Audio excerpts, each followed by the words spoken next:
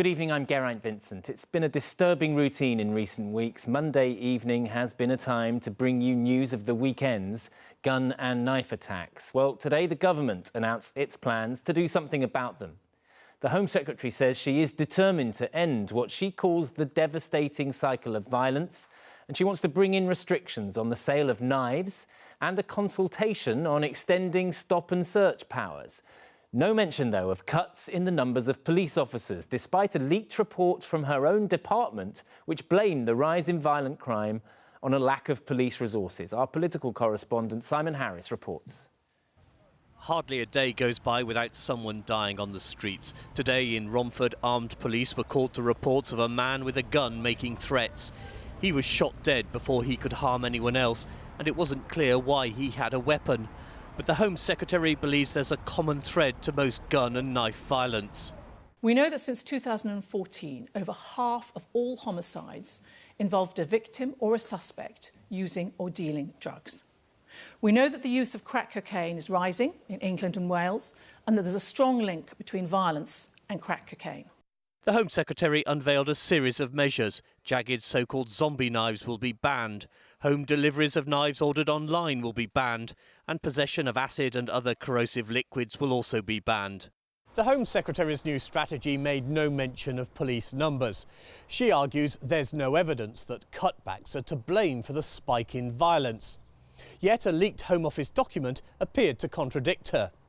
It said officer numbers have fallen by 5% since 2014, so resources dedicated to serious violence have come under pressure and charge rates have dropped.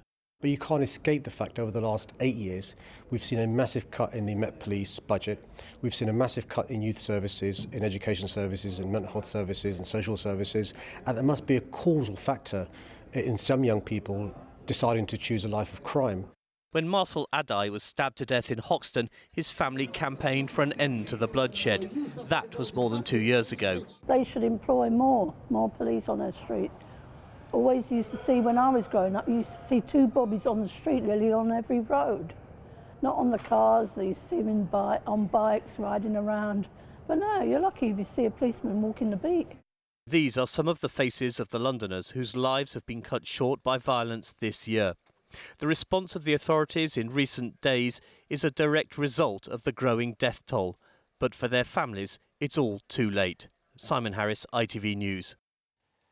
Good evening, I'm Geraint Vincent. It was the Home Secretary who said this week that the illegal drugs trade is behind the recent rise in knife and gun crime in London. That was not news to the Metropolitan Police. For months, its officers have been spying on what they say is one of London's most notorious and violent drugs gangs. And in the early hours of this morning, they moved in to break it up. 200 officers were involved and 9 people arrested. Among them, a 14-year-old boy.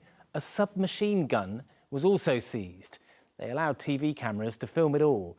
The force's latest attempt to show the public that they are dealing with a frightening problem. Here's our political correspondent, Simon Harris.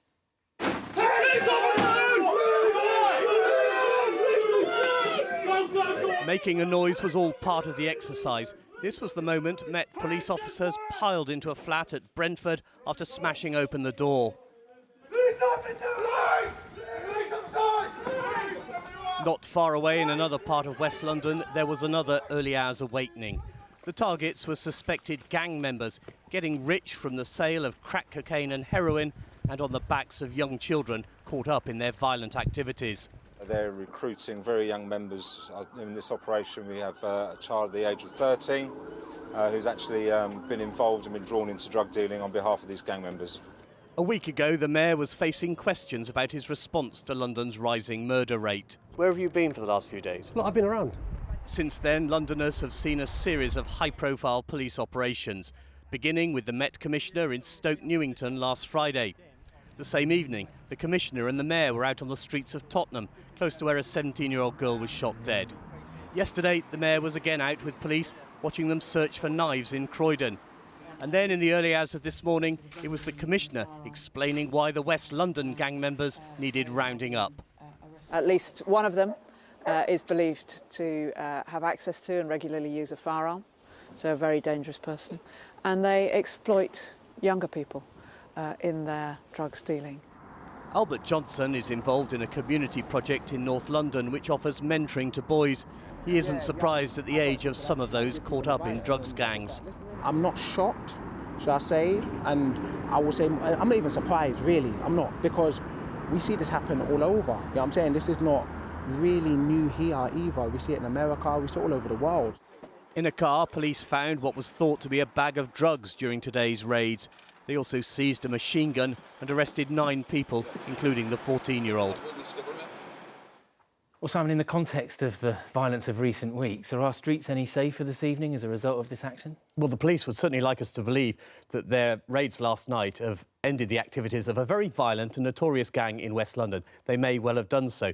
But that operation was planned 6 months ago. It's not a direct response to the recent spike in murders, although the decision to invite the cameras along might be.